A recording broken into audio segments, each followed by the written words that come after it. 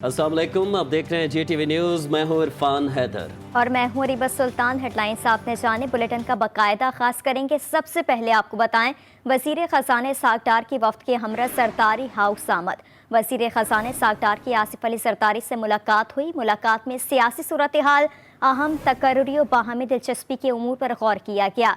ज़राए के मुताबिक इसहाक़ डार ने आसिफ अली सरतारी को नवाज शरीफ का खुसूसी पैगाम पहुँचाया। इसहाक़ डार की मौलाना फजलुर रहमान से भी मुलाकात हुई। दूसरी जानिब लाहौर में रेस कोर्स पार्क में जारी विंटर फेस्टिवल में सीनियर वजीर पंजाब मियां असलम इकबाल की तकरीर के दौरान घड़ी चोर के नारे लग गए। शहरियों ने घड़ी चोर के नारे लगाए। इंतजामिया ने पहुंचकर नारे लगाने वाले शहरियों को बाहर निकाला।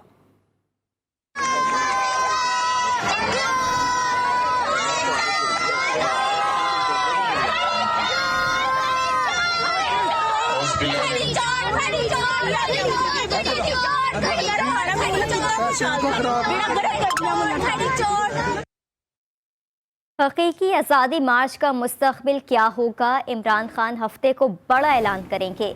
मार्च से खिताब में कहा कि हमने कश्तियाँ जला दी हैं, साफ व शफाफ इंतखाबात के फौरी इनेकाद के मुतालबे से पीछे नहीं हटेंगे। इनके कत्ल की साजिश करने वाले जान ले, ये कौम अब जाग चुकी है। इमरान खान रहे या ना रहे, जुल्म का निज़ाम अब नहीं रहेगा। एक ही तरीका है मुल्क को अब मजीद तबाही से बचाने का, और वो है साफ और शफाफ इलेक्शन। उसके अलावा कोई दूसरा तरीका नहीं। और ये जो हमारी मार्च है, ये सिर्फ ये हर कौम बताना चाहती है, ये जो कोशिश की जो मुझे कत्ल करने की, इसके पीछे क्या है? जो मर्जी कर लें, इनको पता है कि ये अब तहरीक इंसाफ को नहीं रोक सकता। पहले तो मैं फिर से आप सबको सलाम करता, लेकिन दूसरी चीज मैं ये कहना चाहता हूँ कि ये जब जद्दोजहद करते आप इंसाफ के लिए, ये फिर इसकी पीछे नहीं हम मुड़ के देखते, हम अपनी किश्तियां जला के जद्दोजहद करते हैं। और मैं इंशाल्लाह जो प्लान कर रहा हूँ, और मैं सैटरडे को अनाउंस करूंगा कि किस दिन मैंने पिंडी पहुंचना है। दूसरी तरफ चेयरमैन PTI ने एक बार फिर खुद पर हमले का खदशा जाहिर कर दिया। फ्रांसीसी TV को इंटरव्यू में इमरान खान ने कहा कि उनकी जान को अब भी खतरा है। वो लोग दोबारा भी उन्हें मारने की कोशिश कर सकते हैं। वो मुझे ख़त्म करना चाहते हैं क्योंकि मेरी पार्टी पाकिस्तान की सबसे मकबूल तरीन सियासी जमात है। इमरान खान ने कहा है कि इस साजिश का तो 6 हफ्ते कबल ही बता दिया था।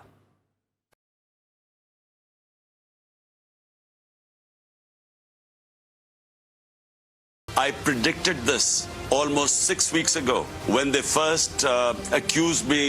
A video film was made accusing me of blasphemy, and then it was picked up by these government spokesperson, by the government-controlled television. And 6 weeks ago, I said that this was all planned to assassinate me through a religious fanatic, because the parties, my party, since I have been ousted from power, it has grown. It has won 75% of the by-elections. So they are petrified that if there are elections, we will win. That's why they wanted to be eliminated. I do think that they could try again, because, the threat remains. Those people who wanted me eliminated, the reason why they want me to be eliminated is my party is by far the most popular party in Pakistan. Basically because people do not want these criminals who are ruling Pakistan right now. 61% of the cabinet has corruption cases against them. So that's why I have massive public support. And I think they think that the only way to get me out of the way is actually eliminate me. So I think that there is a threat. और वज़ीर दिफा ख्वाजा आसिफ ने parliament house में गुफ्तगू करते हुए कहा कि इमरान खान कौम के सामने बेनकाब हो गए। अब कहते हैं कि वो बरतानिया की अदालत जाएगा, UAE जाएंगे, पाकिस्तानी अदालत में जाएंगे। हम कहते हैं जहां जाना है जाएं, अगर चांद पर कोई अदालत है तो वहां भी जाएं। तनकीदी अंदाज में कहा कि इमरान खान की फिल्म के अभी 3 बजे, 6 बजे और 9 बजे वाले शो चलेंगे।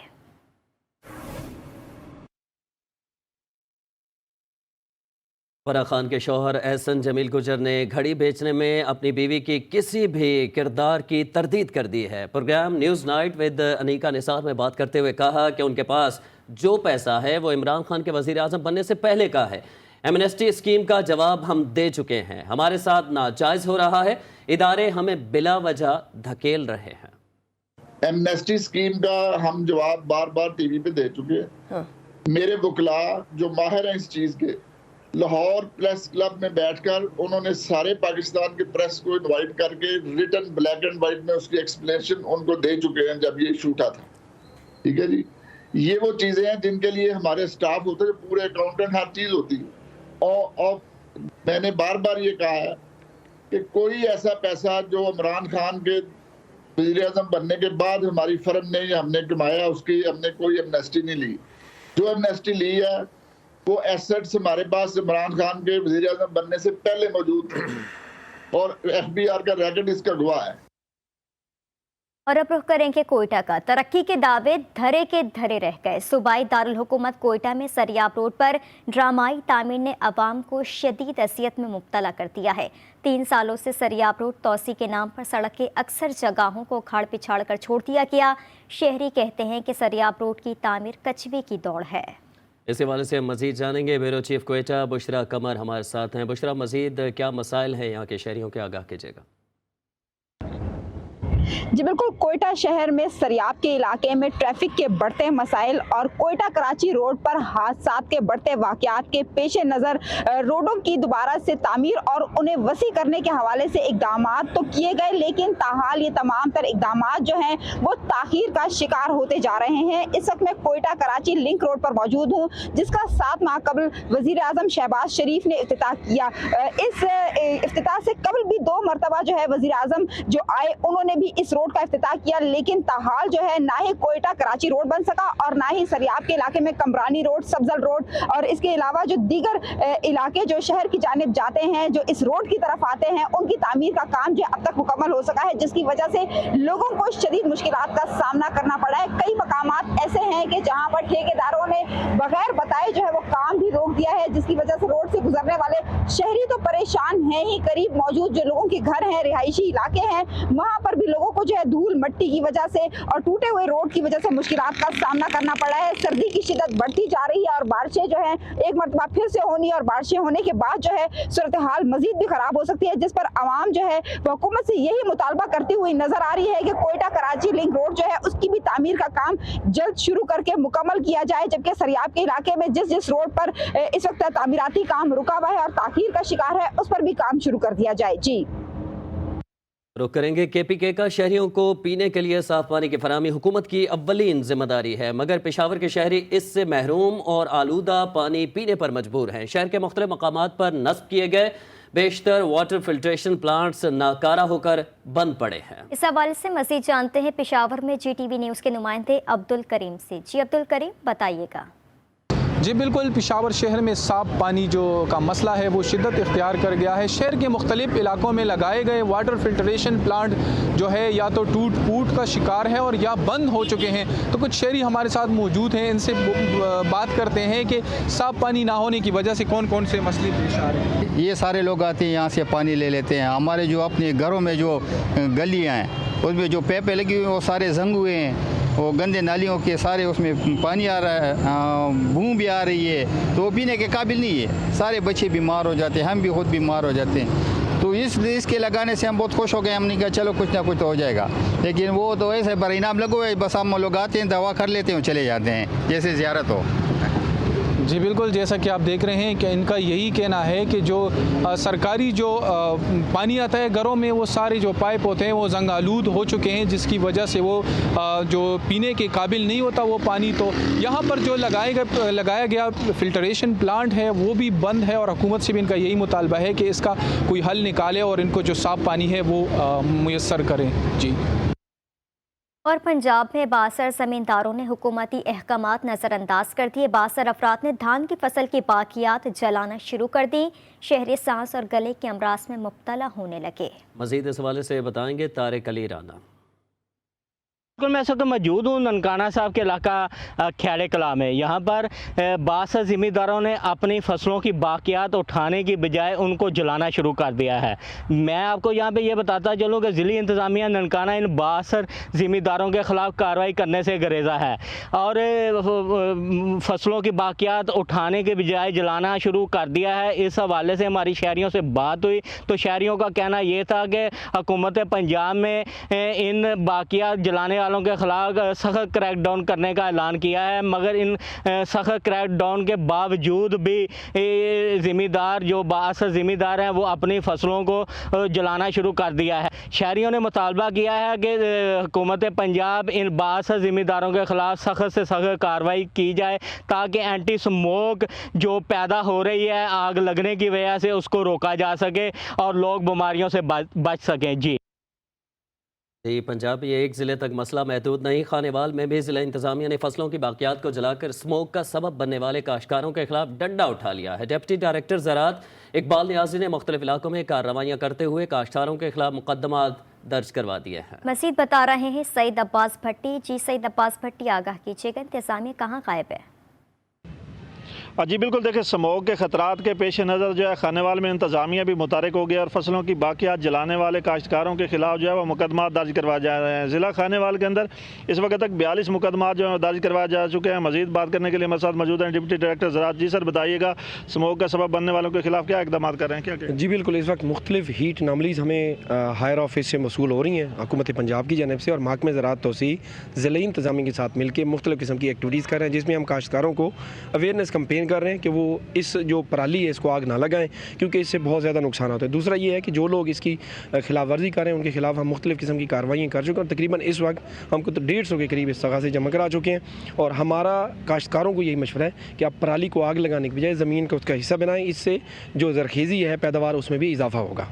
जी बिल्कुल, जैसे कि आपने उनकी बात सुनी कि महकमा ज़राअत की जानिब से जो है 42 अफराद के ऊपर जो है वो काश्तकारों के ऊपर FIR दे दी गई हैं, जबकि 97 जो है वो इस्तग़ासे भेजे गए हैं जिनके ऊपर FIR हैं जो है वो आगे जाकर हो जाएंगे और काश्तकारों को इस बात पर पाबंद किया जा रहा है कि वो अपनी फसलों की बाकियात जो है उसको आग ना लगाएं और फसल के अंदर ही उसको जो है वो मिक्स कर दें ताकि माहौल को आलूदा होने से बचाया जा सके। जी सादकाबाद से खबर शामिल करेंगे। सादकाबाद के चोलिस्तान में सजने वाले मेले ने सहरा की खामोश फसाओं को मुअत्तर कर दिया। मेले के रंगारंग मनासिर ने जंगल में मंगल का समा बांध दिया। एहसन अली की रिपोर्ट। सादिकाबाद के चोलिस्तान में हर साल सैयद गदा हुसैन की रामगाह पर चोलिस्तानी सकाफती मेला सजाया जाता है जिसमें सिंध पंजाब से हजारों अफराद शिरकत करते हैं। मेले में ऊंट रेस, मोटरसाइकिल रेस, कबड्डी और ऊंटों के नाच के मुकाबले करवाए जाते हैं जो देखने वालों को खूब महसूस करते हैं। हम उसमें ऊंटों की रेस, मोटरसाइकिलों की रेस, रस्साकशी, कबड्डी, मल और मुख्तलिफ इवेंट्स हैं वो करवाते हैं। मेले में सजने वाले बाजार चोलिस्तान के मेले को 4 चांद लगा देते हैं। बाजार में सजी मुख्तलिफ अशिया सिंधी और सराइकी सकाफत को उजागर करती हैं। सहरा के बासी चूड़ियां, रंग बिरंगे परांदे और दीगर खूबसूरत अशिया खरीदने में मसरूफ नजर आते हैं। हमारे को हर साल इस मेले का इंतजार रहता है। हम बहुत दूर इलाके से आए हैं यहाँ मेला एंजॉय करने। बाजारों में सर्दियों की सौगात, सरसों का साग, चावलों की रोटी और चोलिस्तानी मिठाइयों के स्टॉल लगाए जाते हैं जहाँ पर मेले में शरीक अफराद खूब हाथ साफ करते हैं। पत्थर के अंदर एक कोई इस तरह की वो चीज नहीं है मगर इन्होंने अपनी उस पे जाती हैसियत से इतना बंदोबस्त करना ये इनके एक काबिल तारीफ की बात है। तो इंशाल्लाह आगे हम इनकी भरपूर सपोर्ट करेंगे। अगर हम हुकूमत में होते तो इंशाल्लाह प्रॉपर इधर इंतजामात करेंगे, पानी का, रोड का, बिजली का, बाकी हर तरह का। सहराए चोलिस्तान में सेहत, तालीम और दीगर बुनियादी सहूलियात का फुकदान है जिसकी वजह से साल के बाद जब ये मेला सजता है तो लोग जोक दर जोक खींचे चले आते हैं। Ehsan Ali, GTV news, Sadiqabad. तालाब में सब कुछ खोकर क्वेटा आने वाला नौजवान जूते पालिश करके घर की किफालत करने लगा। बाबर मुसीबतों का बार सर पर उठाए लोगों के चेहरों पर मुस्कुराहटें बिखेरने का कोई मौका हाथ से नहीं जाने देता। बाबर के मुंह से मुख्तलिफ परिंदों और मवेशियों की आवाज़ें भी सुनकर लोग बेख्तियार हंस पड़ते हैं। कोटा से बुशरा कमर की रिपोर्ट।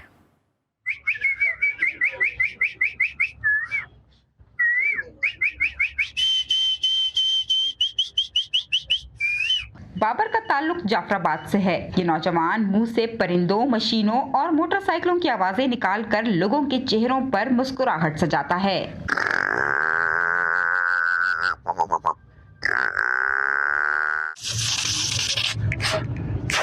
पालिश है भाई, ये सर जी। घर का गुजर बसर चलाने के लिए बाबर जूते पॉलिश करने का काम करता है, मगर बढ़ती महंगाई और कम काम मिलने की वजह से गुजारा मुश्किल हो गया है। रोजगार भी सही है भाई, सुबह का टाइम जाता हूँ 200-300 रुपये मिलता है, खर्चा घर में करता हूँ, फिर शाम का टाइम लगाता है 200-300 मिलता है, सुबह का नाश्ता है। बाबर कोयटा के फकीर मोहम्मद रोड पर झोंपड़ी में रहता है। जाफराबाद में आने वाला सैलाबी रेला इसका घर बहा ले गया था।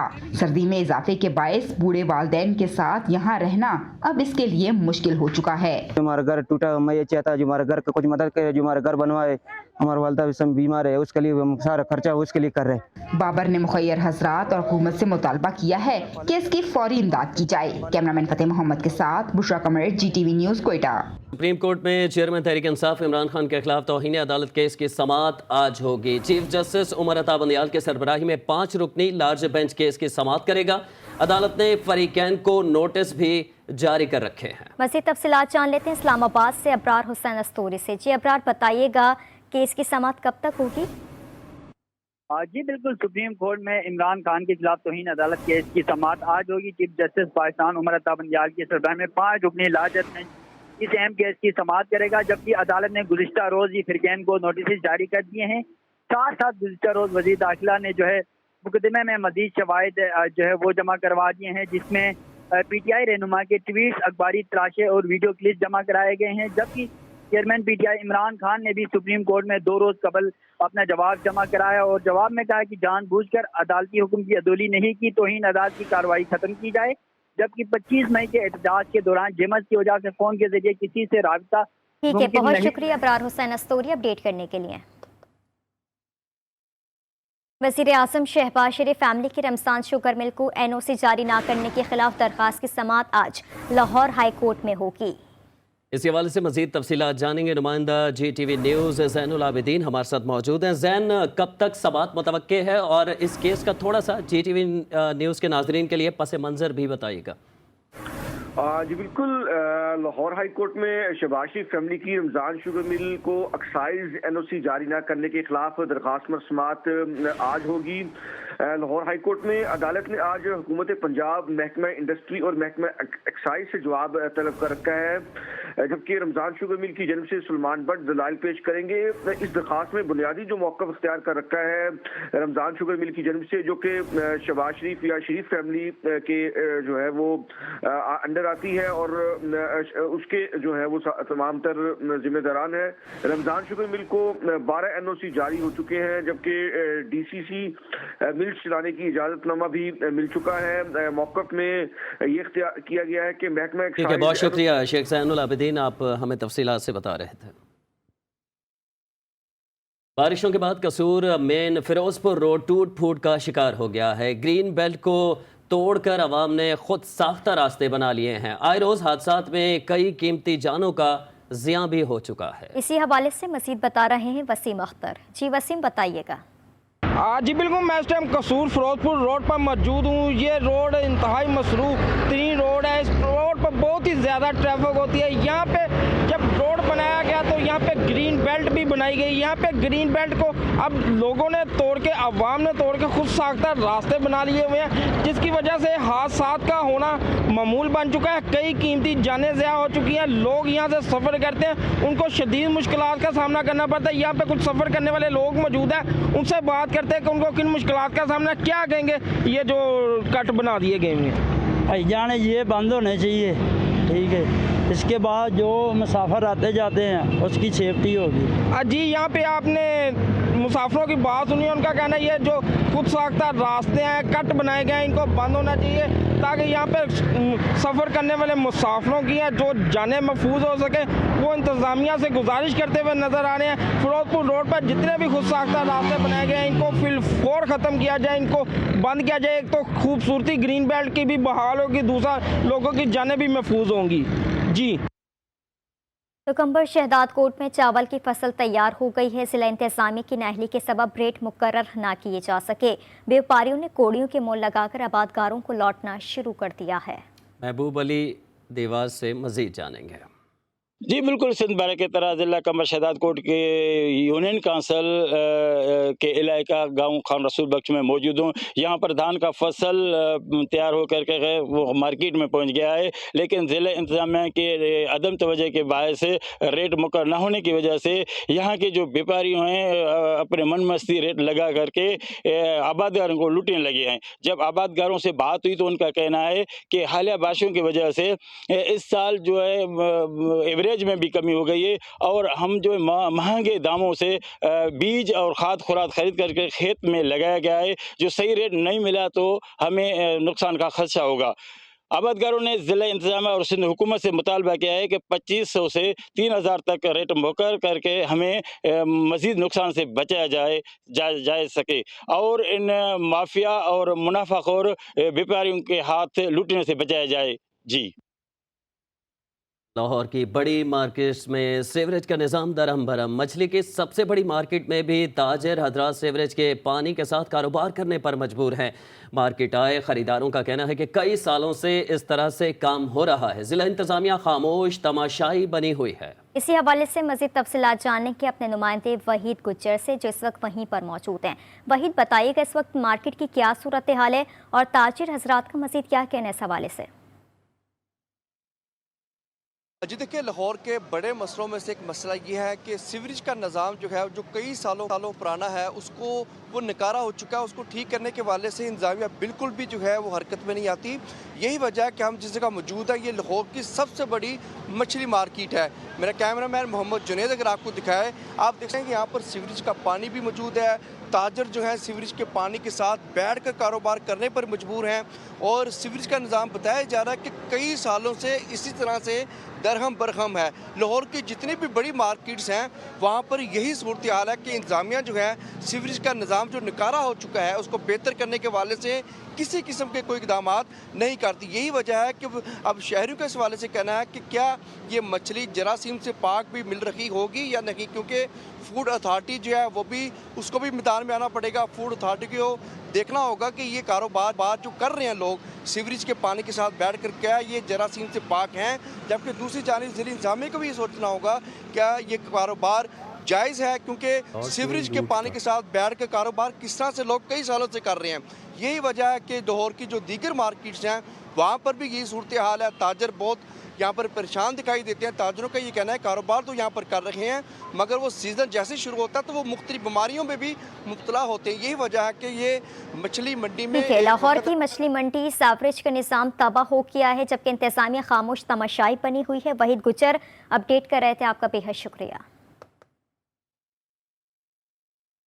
दूसरी जानिब गिलगित बल्तिस्तान में जामियात के तलबा के लिए 15 लाख रुपए तक के फाइनेंस लोन प्रोग्राम का आगाज़ कर दिया गया है। निजी बैंक का मकसद तलबा को तालीम के बेहतर मौक़े फराहम करना था। मंजूर नाज की रिपोर्ट में मज़ीद जानिए।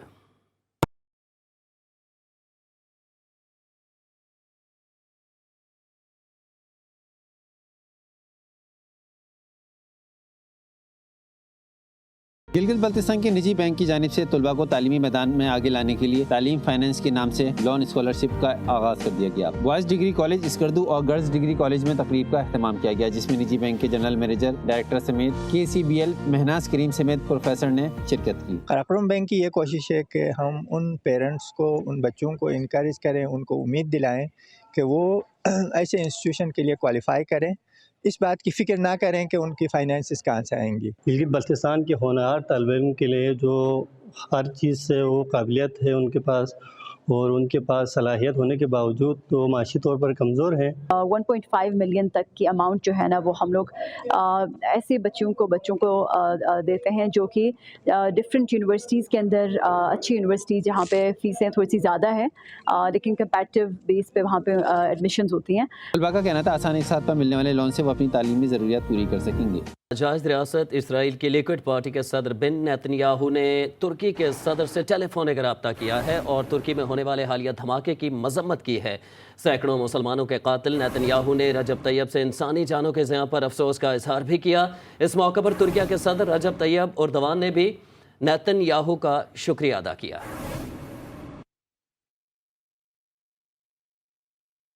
हॉलैंड की अदालत ने मलेशियन एयरलाइन की दहशतगर्दी के वाक़ये में तबाही पर अहम फैसला सुना दिया। डिच अदालत ने 3 रूसी बाशिंदों समेत 4 अफराद को पेश किया गया। अदालत ने अपने फैसले में कहा कि मलेशियन एयरलाइन की फ़्लाइट 17 रूसी साख्ता मिसाइल लगने की वजह से तबाही का शिकार हुई। फीफा वर्ल्ड कप 2022 के आगाज में सिर्फ 2 दिन बाकी रह गए हैं। पहले मैच में मेज़बान कतर का मुकाबला एक्वाडोर से होगा। मेगा इवेंट में शिरकत के लिए दुनिया भर की 32 टीमों ने कतर में डेरे डाल लिए हैं।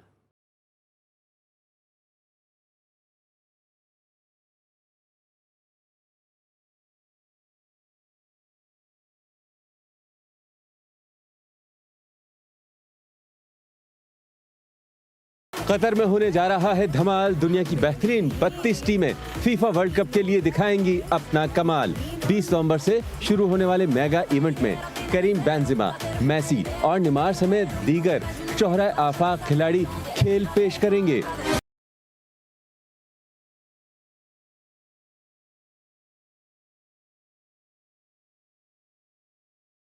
खेल के आगाज से कबल दुनिया भर की टीमें कतर पहुंच रही हैं। शायकीन फुटबॉल भी कतर की सड़कों पर अपनी टीमों का हौसला बढ़ा रहे हैं।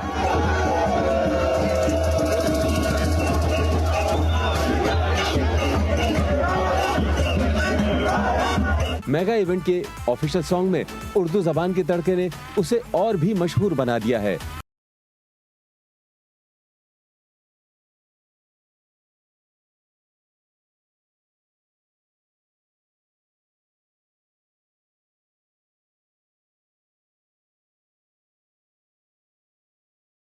एक माह तक जारी रहने वाले फुटबॉल वर्ल्ड कप में हर रोज 4 मैच खेले जाएंगे।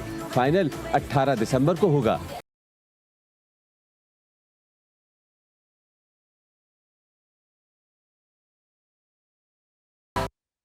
न्यूज़ बुलेटिन से फिलहाल इतना ही। 9 बजे दोबारा हाजिर होंगे हेडलाइंस के साथ। देखते रहिए GTV न्यूज़।